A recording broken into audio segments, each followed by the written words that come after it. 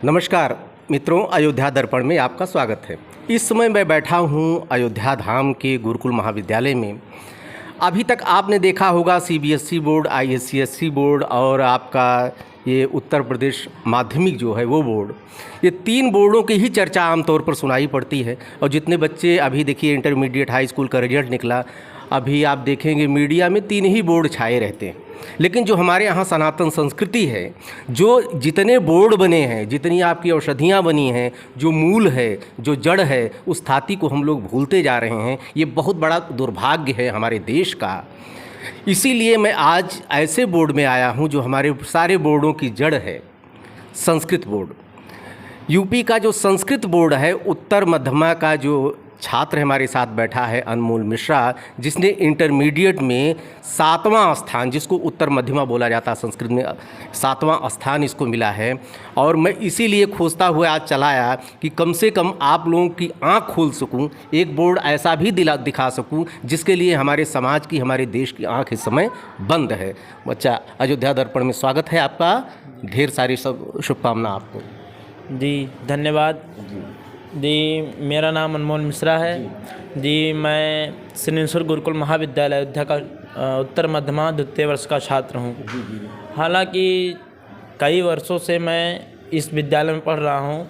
इस वर्ष सरकार ने कई तकनीकों या कई दबाव में इस समय पेपर करवाया कि नकल नहीं होगा, ऐसा है। मतलब जितने संस्कृत बोर्ड थे सबके सेंटर इंटर कॉलेज में भेज दिए गए कि उनको संशय था कि संस्कृत के छात्र नकल करते हैं और क्या कहते हैं, नकल करने के बाद एक दुष्प्रचार हमेशा से किया जाता रहा है जी। ये दुष्प्रचार किया जाता था, लेकिन इसको मद्देनज़र रखते हुए सरकार ने इस समय संस्कृत के जितने विद्यालय थे सबको इंटर कॉलेज में सबका सेंटर भेज दिया। तो परमात्मा की कृपा और कुछ गुरुजनों के आशीर्वाद से मैंने परीक्षा दी और मुझे आशा थी कि मैं पास हो जाऊंगा, क्योंकि लिख के तो आया था मैं पूरा कॉपी, लेकिन फिर भी कोई मतलब एक अंदर से उत्साह नहीं था कि पास होगा। आधुनिकता की एकदम सुनामी चल रही है इस समय। पाश्चात्य संस्कृति हमारे देश पर हावी है, लेकिन हम मूल को भूलते जा रहे हैं। ऐसी परिस्थिति में आपने ये पारंपरिक विधा मतलब पारंपरिक आपने विषय कैसे चुना, संस्कृत आपने? देखिए, कुछ घर के कुछ गार्जियन भी चाहते थे कि हम संस्कृत पढ़ें और मेरी भी कुछ आंतरिक इच्छा थी। फिर मैं जब यहाँ आया तो थोड़ी जानकारी मिलते ही भी पता चला कि हमारी जो मूल भाषाएं हैं, ये जो भाषा, इन सब का मूल आधार संस्कृत ही है। हमारी देववाणी भी संस्कृत थी। पहले के जो हमारे राजा महाराजा जी थे, श्री रामचंद्र जी और कृष्ण जी, ये लोग भी संस्कृत भाषा से ही आगे हुए। तो इसलिए मेरी इच्छा हुई कि मैं संस्कृत भाषा पढ़ूं। साइंस आर्ट क्यों नहीं लिया? आजकल तो सब चल रहा है, लोग कह रहे हैं नौकरी सब अंग्रेजी से ज़्यादा मिलती है, संस्कृत वाले बहुत पीछे रह जाते हैं। आपका क्या कहना है? देखिए, साइंस आर्ट तो सब लेते हैं। जो एक कहा नहीं गया कि अगर कुछ पाना है तो कुछ अलग करना पड़ेगा, तो साइंस तो सब ले रहे हैं। तो मेरे मन में आया कि आने वाले समय में संस्कृत जगत रह नहीं जाएगा, तो कुछ लोगों को तो अब हम लोग नहीं करेंगे। हम लोग तो मान के चलिए, अगर जातिवाद लिया जाए तो ब्राह्मण से आते हैं, अगर हम लोग संस्कृत नहीं पढ़ेंगे तो फिर कौन पढ़ेगा? नहीं, देखिए ऐसा है कि आज के दौर में मैं देख रहा हूँ गुरुकुल भी पहले की जो परंपरावादी गुरुकुल था आधुनिकता के दौर में आ गया है। क्या ये आज के समय में क्या बदलाव आप पाते हैं कि पहले के गुरुकुल और आज के गुरुकुल? देखिए, पहले के गुरुकुल थे कि गुरुजनों की सेवा, गुरुजनों का आज्ञा का पालन। और आज की जो आधुनिक शिक्षा है, यहाँ भी किसी बच्चे को एक गुरु जी आए या कुछ बोल दें तो गार्जियन भी दूसरे दिन आ जाते हैं कि आप हमारे बच्चे को ऐसे कैसे बोल दिए, ये है वो है, मतलब वगैरह। और यही पहले के जो गुरुकुल थे वहाँ ये नहीं था। आप पढ़िए जाइए, आपको घर से कोई मतलब नहीं रहता था। जो गुरु कहें, जो गुरु की आज्ञा, उसी का पालन करिए आप। तो आप देखिए, सब्जेक्टिव पॉइंट आप वैसे में जाना जो जैसे पहले का होता था कि वो संस्कृत, गुरुकुल का मतलब ही संस्कृत होता था, लेकिन आजकल गुरुकुल में आधुनिक विषय भी कुछ आ गए हैं। आपके क्या क्या विषय होते हैं आपके संस्कृत बोर्ड में?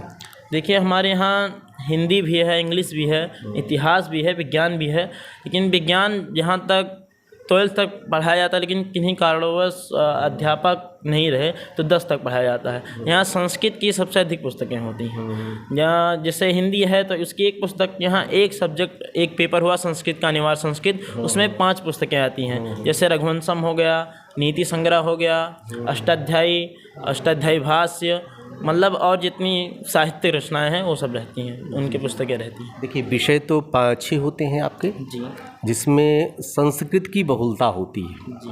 लेकिन और भी सब्जेक्ट होते हैं। किस विषय ने आपको परेशान थोड़ा किया ज़्यादा? हमें तो थोड़ा बहुत असहज लगे? जी थोड़ा बहुत तो इंग्लिश में लगा था और वैसे सब निकल गया। अच्छा अच्छा जी। आगे आप क्या करना चाहेंगे? आप आपके भविष्य में क्या बनना चाहेंगे? सिविल में जाएंगे कि इंजीनियर बनेंगे या संस्कृत के क्षेत्र में ही आगे जाएंगे? क्या आपकी उम्मीद है? हमारी मनोकामना तो यही है कि हम इस संस्कृत जगत को जितना आगे ले जा सकें, जितना लोगों में प्रचार कर सकें कि नहीं, एक भाषा हमारी है जिसको हम भूलते जा रहे हैं, जिससे हम जितनी अन्य भाषाएं जिसकी मूल है संस्कृत भाषा, उसका प्रचार करना चाहेंगे। और जहाँ तक मुझे पता है कि संस्कृत से सिविल में भी जाया जा सकता है, तो मेरी इच्छा वही है कि मैं इस भाषा से सिविल में जाऊँ। देखिए, अर्थ तो सबकी आवश्यकता है। सारा दिमाग फेल हो जाता है पैसा अगर न हो, सारी बुद्धि विवेक खत्म। उसकी आवश्यकता है कि अर्थोपार्जन के उद्देश्य से आपको पहला मूल उद्देश्य क्या होगा? इस संस्कृत के सहारे आप क्या करना चाहेंगे? हमारी इच्छा है कि मैं इस संस्कृत के माध्यम से सिविल में जाऊं, और इस सिविल में जाने के बाद जब हमारे पास कुछ सरकारी या कुछ पावर आ जाएंगी तो उस हिसाब से, उस नज़रिए से मैं अपना काम करूंगा। जगह जगह संस्कृत का प्रचार दिखाएंगे कि नहीं, संस्कृत भी कुछ है, संस्कृत के छात्र ऐसे, जैसे सरकार का इस समय संस्कृत पे कुछ कम नज़र पड़ रहा है, तो उस जगह जाके मैं सरकार के भी निगाह संस्कृत जगत पे दिखाऊंगा। कोचिंग का एक दौर चल रहा है आज के समय में। ये नया दौर आ गया है कि इसमें कहा जाता है स्कूल की पढ़ाई तो अलग है, लेकिन जब तक कोचिंग आप नहीं करेंगे प्रतिस्पर्धा में आप पीछे रह जाएंगे। उसके बारे में आपका क्या कहना है? देखिए, मैं तो अभी तक कोई कोचिंग लिया नहीं, मैंने कोई कोचिंग नहीं की। मुझे जितना सिखाया गया हमारे यहाँ विद्यालय के गुरुजन का नाम जरूर लीजिए, क्योंकि मैं देखता हूँ आज के समाज में एक ही व्यक्तित्व होता है जो फर्जी खुश होता है, बिना कुछ मिले ही खाली यही देख जान पाया हमारा शिष्य कोई आगे बढ़ गया, और लोगों के स्वार्थ निहित होते हैं। अगर हम उस पर नहीं जाएंगे, लोग टिप्पणी करें, जैसे माँ का होता है, पिता का होता है, लेकिन गुरु का एक ऐसा स्थान होता है जो निस्वार्थ वो खुश होता है, वो जानता है हमारा बच्चा कहीं रहे, खाली सुन के खुश हो जाता है। तो आप उन गुरुजनों में किसका नाम लेना चाहेंगे? आपके लिए बड़ा चैलेंज है। चैलेंज की बात है ही। देखिए, गुरुजन तो हमारे सब साथ हैं। माननीय हमारे जो पूर्व प्राचार्य जी थे, माननीय उमा दयाल मिश्र जी, और जिस समय जो प्रेजेंट टाइम में है माननीय श्री वीरेंद्र कुमार पांडे जी, इन दो व्यक्तित्व ने हमारा बहुत सहायता किया। देखिए, किसी कारणवश मेरी अर्थव्यवस्था नहीं हो पा रही थी, तो इन्होंने कई लोगों से मेरी फीस भी माफ़ करवाई, तो मैं इन लोगों का बहुत ऋणी हूँ एक बात प्रकार से। और हमारे जो साहित्य के गुरु जी हैं माननीय राम प्रकाश चौबे जी, आदरणीय हिंदी के गुरुजी माननीय तिवारी जी, नाम पूरा लीजिए क्योंकि तिवारियों की भरमार है, माननीय राजेंद्र प्रसाद तिवारी जी, इन्होंने मुझे, देखिए, एक मोटिवेशन होता है तो मुझे क्लास लेने की कोई ज़रूरत नहीं। मोटिवेशन अगर मैं मानूं तो हमारे राजेंद्र कुमार तिवारी जी ने ही, ये गुरुजी ने मुझे मोटिवेट किया। एक चीज़ और मैं अब कहूँगा, बच्चे से निकल आई, गुरुकुल की ये विशेषता है, कभी भूत को नहीं छोड़ते हैं, मूल को नहीं छोड़ते हैं। अभी तक आपने देखा होगा जो लोग पढ़ा रहे हैं वर्तमान में, उन्हीं का नाम लेते बच्चों को सुनेंगे, लेकिन आपने जो प्राचार्य सेवानिवृत्त भी हो चुके हैं उनका भी नाम बच्चे ने लिया। ये गुरुकुल की बहुत बड़ी विशेषता है। रुचि क्या है, आप बताइए?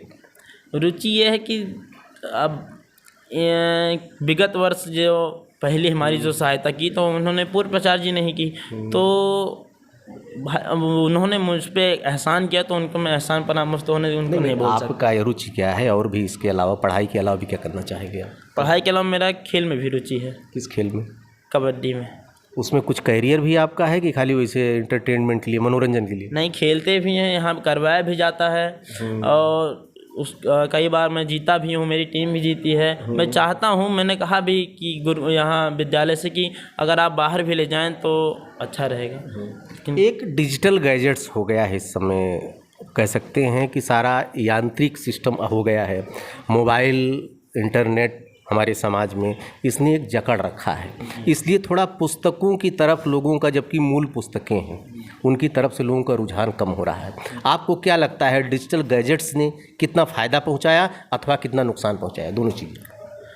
फ़ायदा तो कहीं ना कहीं फ़ायदा भी है, नुकसान तो मैं मेरे हिसाब से नुकसान ज़्यादा है, क्योंकि कंप्यूटर को बनाया गया था समय बचाने के लिए। तो अब हमारे नज़रिए से देखा जा रहा है तो अगर ज़्यादा से ज़्यादा समय तो यही ले रहा है। अच्छा, क्या भविष्य देखते हैं संस्कृत का आने वाले समय में? आने वाले समय में अगर यही हाल रहा, अगर सरकार की नज़र ना पड़ी या हम कई जो बच्चों ने अगर संस्कृत छोड़ दिया, तो आने वाले जगत में संस्कृत की कम हो मान्यता हो जाएगी, कम रुचि वाले हो जाएंगे। और आज ये पर्सनल भी हो गया है कि अगर आप इंग्लिश नहीं जानते, आप ये भाषा नहीं जानते, तो आपको नौकरियां नहीं मिलेंगी। इसमें कहीं ना कहीं हाथ बड़े लोगों का भी है, मानिए जैसे सरकार का भी है। अगर ये बहुत गलत बात है कि आज के समय में आज भी संस्कृत 2 दूना 4 ही होता है, उसमें गणित में 2 दूना 4 ही होता है, लेकिन 2.5 पौने 3 छक्का के चक्कर में आजकल लोग ऐसे पड़ गए हैं। और हमारा कुछ सरकार का भी ये दोष है कि संस्कृत के लिए कुछ अलग से करना चाहिए, चूँकि ये मूल है मेरा। अच्छा, ये बताइए बेटा कि क्या लगता है आपको आज के समय में जो संसाधन अन्य विद्यालयों में मैं देख रहा हूँ कि पूरी व्यवस्था वहाँ की अच्छी है, लेकिन संस्कृत की तरफ, जबकि ये खर्चा भी ज़्यादा करते हैं जी भाई, भोजन की आपकी सुविधा इनकी यहाँ है। हाँ। और आप खाली प्राइमरी में आप देखेंगे वो भी भगोना 15 दिन नहीं चढ़ता है। और आपके यहाँ जो भी छात्र रहते हैं दोनों टाइम भोजन और नाश्ता दिया जाता है, इसका कैसे व्यवस्था होती है आपको? इसकी व्यवस्था जैसे शहर से कई बड़े लोग आ गए या उन्हीं की सहायता लेके इसकी व्यवस्था की जाती है। और अन्य व्यवस्थाएं हमारे प्राचार्य जो हैं ये इन्हीं के माध्यम से होता है। सरकार का इसमें केवल जो अध्यापक लोग आते हैं इन्हीं की तनख्वाह सारी ली जाती है और सरकार की तरफ से कुछ नहीं मिलता। मेरा अनुरोध है कि इस पर सरकार अपनी दृष्टि डाले, इस संस्कृत जगत को भी आगे बढ़ाए। देखिए, ये अनमोल है जब सामान्य आदमी की बात नहीं सुनी जाती, लेकिन ये विशेष हो चुके हैं चूँकि इन्होंने टॉप किया है प्रदेश में, इन्होंने प्रामाणिकता सिद्ध किया है। अब इनकी बात सुनी भी जानी चाहिए। इसलिए मैं सरकार से अनुरोध करता हूँ कि संस्कृत की तरफ थोड़ा ध्यान दे। जो यहाँ की व्यवस्था है उसको भी आधुनिक भाषाओं के जो आधुनिक जैसे सारे बोर्ड हैं उनकी तरफ आपका ध्यान जा रहा है, इसे संस्कृत की तरफ ध्यान देना चाहिए। ढेर सारी शुभकामनाएं बेटा, निरंतर प्रगति के तत्पर अग्रसर हो। जी नमस्ते, प्रणाम, धन्यवाद।